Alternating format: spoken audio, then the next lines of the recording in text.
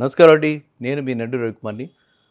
Real భూమి వీక్షకులకు పునఃస్వాగతం. చాలామంది అడుగుతున్నారు, ఇప్పుడు హైదరాబాద్‌లో రెంటల్ మార్కెట్ ఎలా ఉంది? రెంటల్ మార్కెట్ ఎలా ఉంది? ఇది వాళ్ళ ప్రశ్న. అంటే ఏంటంటే వీళ్ళు purely they are looking they are అంటే ఈ క్వెషన్స్ ఇలాంటి క్వెషన్స్ వస్తున్నాయంటే వాళ్ళు డైరెక్ట్‌లీ ఇన్వెస్టర్స్ అనమాట వాళ్ళు. They are looking for rent only. అంటే ఏంటి వీళ్ళు ఏదో వాళ్ళకి ఆల్రెడీ ఒక ప్రైమరీ హౌస్ ఒకటి ఉంటుంది. ఎక్కడో నల్లగుంట లేకపోతే విద్యానగరు లేకపోతే ఎక్కడో డీడీ కాలనీలో ఎక్కడో ఉంటారు వాళ్ళు ఆల్రెడీ. సో వాళ్ళకేంట్రా అంటే రెంట్ మనం ఒక ఆస్తి పడేస్తే ఆ ఆస్తి ఎప్పుడో తర్వాత తరానికి ఇవ్వచ్చు.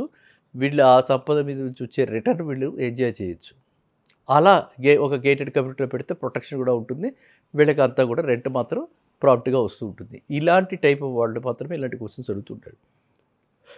ఇదే విధంగా ఎన్ఆర్ఐస్ వాళ్ళు రిటర్న్ అయ్యి వచ్చేందుకు వాళ్ళు ఒక 10 ఏళ్ల తర్వాత రిటర్న్ అవుతారంటే ఇప్పుడు ఇన్వెస్ట్ చేసి 10 ఏళ్ల తర్వాత వాళ్ళు వస్తారు. 4 ఏళ్ళకో, 3 ఏళ్ళకో ప్రాజెక్ట్ కంప్లీట్ అయిపోతే అక్కడి నుంచి వాళ్ళకి రెంటల్స్ వస్తూ ఉంటాయి. Issued rentals.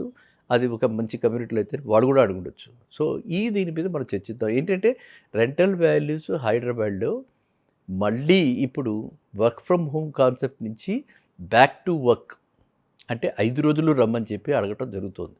నాకు మొన్న ఈ మధ్య ఫోన్ చేసి చెప్పారు. అమెజాన్ వాళ్ళు కూడా ఆ విధమైన 3 డే వర్క్ ఉన్నవాళ్ళు కూడా మార్చేసి జేపీ మోర్గన్ వాళ్ళు కొంతమందిని, అమెజాన్ వాళ్ళు అందరినీ ఇలా పెద్ద పెద్ద సంస్థలు ఏవైతే ఐటీ ఉన్నాయో ఇదివరకు వాళ్ళంతా కూడా 3 డేస్‌కి ఒకసారి లేతే నెసెసరీ నెసెసిటీ అయినప్పుడు మాత్రమే రమ్మంటం ఇలాంటివి జరిగింది. అలా కాకుండా ఇప్పుడు అన్ని రోజులు కూడా మళ్ళీ రమ్మంటం జరిగింది. అంటే పూర్వం ప్రీ కోవిడ్ డేస్ కోవిడ్‌లోనే ఈ work from home, post Covid కూడా కొంతమంది కంటిన్యూ చేశారు. ఇప్పుడు మళ్ళా ప్రీ కోవిడ్ డేస్ వచ్చేసాయి. 2018, 19 డేస్ మళ్ళీ వచ్చేసాయన్నమాట. సో అందువల్ల ఏమైందంటే సడెన్‌గా హైదరాబాద్‌లో రెంటల్ డిమాండ్ స్టీప్‌గా హైక్ అయిపోయింది. ఆ particularly in particular western side ఎక్కువైపోయింది. వెస్టర్న్ సైడ్ ఎక్కువైపోవడానికి కారణం ఏంటంటే, ఈ పిల్లలకి ఎవరికైతే మనం అనుకుంటున్నామో వీళ్ళందరికీ వర్క్ అవర్స్ చాలా వేరియంట్‌గా అమెరికాకి అలైన్ అయ్యి ఉంటున్నాయి. వీళ్ళు బయటకొచ్చే టైంకి క్యాచ్ చేసి ఫైనాన్షియల్ డిస్ట్రిక్ట్ నుంచి రాయదుర్గం దాకా వచ్చే టైంకి ఇక్కడ లాస్ట్ మెట్రో కూడా అయిపోతుంది. ఈ విధమైన పరిస్థితులు ఉన్నాయి కాబట్టి వాళ్ళు ఈ చుట్టుపక్కలే ఉండిపోతే సెక్యూరిటీ ఉంటుంది, సేఫ్టీ ఉంటుంది, టైం సేవ్ అవుతుందని చెప్పి అలా ఇక్కడ స్థిరపడుతున్నారు. అలాంటి ప్లేసెస్ ఏమిటి అంటే మనము నార్సింగి, ఫైనాన్షియల్ డిస్ట్రిక్ట్ నార్సింగి, తర్వాత ఇటు పక్కన ఫైనాన్షియల్ డిస్ట్రిక్ట్, తర్వాత గచ్చిబౌలి, కొండాపూరు, మాదాపూరు ఈ ఏరియాస్ అన్నీ కూడా ఎందుకంటే జూబ్లీ హిల్స్, బంజారా హిల్స్ ఆ రేట్లు వేరు, ఆ క్లాస్ వేరు. అక్కడ చిన్న చిన్న హౌసెస్ లేవు. చిన్న చిన్న హౌసెస్ ఉన్నవన్నీ కూడా హఫీజ్పేట, మియాపూరు ఇంకా చెప్పుకుంటే అంతవరకు వీళ్ళకి అలాంటి స్టాండ్ అలోన్ కానీ చిన్న గేటెడ్ కమ్యూనిటీస్ కానీ ఉన్నాయి. అక్కడే వీళ్ళు ముగ్గురు నలుగురు కలిసి ఉండటము, ఈ పీజీ హౌసెస్లా ఉండటము, లేకపోతే వాళ్ళు ఒక డార్మెటరీ దీంట్లో తీసుకుని ఉండటము, ఇట్లా రకరకాలైనటువంటి వాటిల్లో వాళ్ళు ఉంటున్నారు. కాబట్టి ఇప్పుడు ఇవాళ మనం చూస్తే ఖచ్చితంగా compare to earlier days and compare to other side Nallagunta, Vizianagaram ఆ వాటికంటే చూస్తే ఇక్కడ రెంట్లు అక్కడ 30,000 ఉంటే ఇక్కడ 40,000 ఉంది. మినిమం 50% హైక్ ఉందనమాట అక్కడ కంటే ఇక్కడ. కాబట్టి ఎవరైనా సరే పెట్టుబడిదారులు హ్యాపీగా పెట్టుబడి పెట్టచ్చు. మంచి ప్రాజెక్ట్స్‌లో పెట్టుబడి పెట్టచ్చు. Location is very very important. Location పెట్టేసి మనము ఇప్పుడు కార్పొరేట్ ప్లేయర్స్ వచ్చేసారు దీనిలోకి. కంపెనీస్ చాలామంది ఓనర్స్ అండ్ టెనెంట్స్ నెక్స్ట్ అవి ఇలా లోకల్ ప్రాపర్టీ మేనేజ్మెంట్ వాళ్ళు కూడా చాలామంది వచ్చి ఇలాంటి హౌసెస్ తీసుకుని ఓయే వాళ్ళు కూడా తీసుకుంటున్నారు. ఇలాంటి హౌసెస్ తీసుకుని వాళ్ళు మెయింటైన్ చేస్తూ ఒక రేషియోలో మాట్లాడేసుకుని మొత్తం రెంట్ మనకి హ్యాపీగా వస్తుంది. అలా మెయింటైన్ చేస్తున్నటువంటి హౌసెస్ కూడా ఫ్లాట్స్ కూడా చాలా ఉన్నాయి ఏమండి. సో కాబట్టి అనుకోకుండా సడన్గా ఇటువంటి ఏదైతే మనం అనుకుంటున్నామో అది ఇంక్రీజ్ డిమాండ్ రెంటల్ అయితే డెఫినెట్గా పెరిగింది. మార్కెట్టు కొత్త ప్రాజెక్ట్స్ లేకపోతే సతతుతోడు ఉండి ఎందుకంటే ఆల్రెడీ 2,00,000లో ఆయన గజం కొంటే ఆయన ఏ రేటుకి అమ్మాలి. కాబట్టి ఆ బిల్డర్స్ ప్రాబ్లమ్స్ వాళ్ళకున్నాయి. వాళ్ళ వడ్డీలు ఈ రేటు పెంచేసేసి ఆర్టిఫిషియల్గా జాకడప్పు వీటిలో ఇరుక్కుపోయి ఇబ్బందుల్లో ఉన్నటువంటి వాళ్ళు బిల్డర్స్ వాళ్ళు కొంతమంది ఉన్నారు. అది వాళ్ళు చేసినటువంటి అంటే అన్ని ప్రాజెక్ట్స్లోనూ ప్రాఫిట్ రాదు కాబట్టి అది వాళ్ళు ఇండిపెండెంట్గా వాళ్ళు డెసిషన్ తీసుకోవాలి. అది వాళ్ళ వైపు.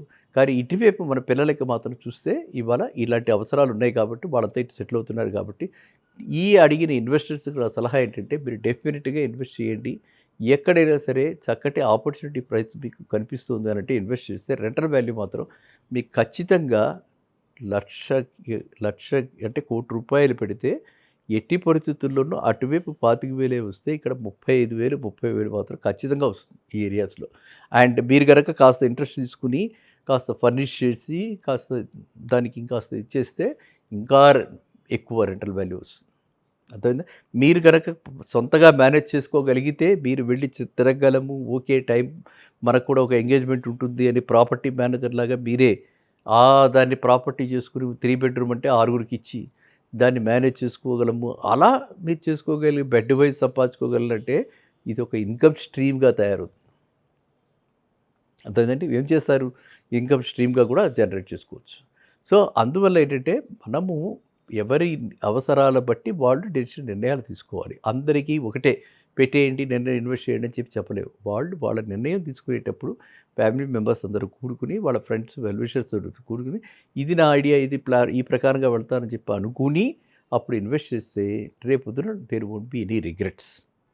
ఇన్వెస్ట్ చేసి అంటే మనము బయింగ్ ప్రాబ్లమ్స్ అనమాట. సరిగ్గా చూసుకోక అయ్యో! నేను వెళ్ళాల్సొచ్చింది.